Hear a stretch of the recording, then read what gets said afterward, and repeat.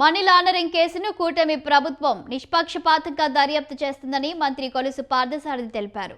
ఢిల్లీలో జరిగిన స్కామ్ కంటే 10 రెట్లు ఆంధ్రప్రదేశ్లో స్కామ్ జరిగిందన్నారు. అవినీతి సొమ్మును ఎన్నికల రిగ్గింగ్ కోసం వాడారని మంత్రి తీవ్ర ఆరోపణలు చేశారు. డిజిటల్ ట్రాన్సాక్షన్ పెంచాలని దేశం చూస్తుంటే గత ప్రభుత్వం మాత్రం 99.38% నగదు రూపంలో లావాదేవీలు చేసిందన్నారు మంత్రి.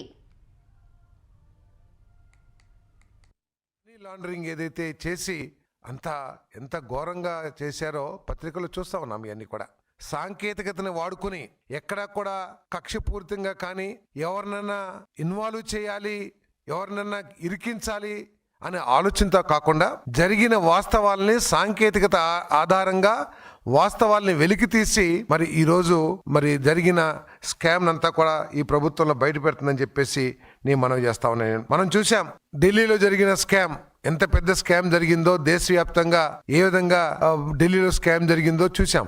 దానికి 10 రెట్ల స్కామ్ ఆంధ్రప్రదేశ్లో జరిగిందని చెప్పేసి నేను ఈ సందర్భంగా మనవి చేస్తా ఉన్నాను. మరి ఇటువంటి ఈ స్కామ్ ద్వారా సంపాదించిన సొమ్ముని ప్రజాస్వామ్యాన్ని కూనీ చేసే విధంగా ఎన్నికల్లో అంటే రిగ్గింగ్ చేయటానికి ఎన్నికల్లో ఈ డబ్బును వాడారంటే వాళ్ళకి ప్రజాస్వామ్యాన్ని ఏ విధంగా కూనీ చేశారో కూడా మరి ప్రజలందరూ కూడా ఆలోచించాల్సిన అవసరం ఉందని చెప్పేసి కూడా నేను మనవి చేస్తా ఉన్నాను. అంతేకాకుండా ఆశ్చర్యకరం ఏమిటంటే ప్రపంచమంతా కూడా ఆఖరికి మన ప్రధానమంత్రి గారు కూడా డిజిటల్ మనీని, డిజిటల్గా క్యాష్ నగదు లావాదేవీల్ని తగ్గించాలి, డిజిటల్ ట్రాన్సాక్షన్ ని పెంచాలి అని చెప్పేసి భారతదేశం ప్రయత్నం చేస్తా ఉంటే, ప్రపంచవ్యాప్తంగా కూడా డిజిటల్ ట్రాన్సాక్షన్స్ ఉంటే ఈ ప్రభుత్వం మాత్రం ఆశ్చర్యకరంగా 99.38% కేవలం నగదు రూపంలోనే లావాదేవీలు చేసిందని చెప్పేసి నేను మనవి చేస్తాను.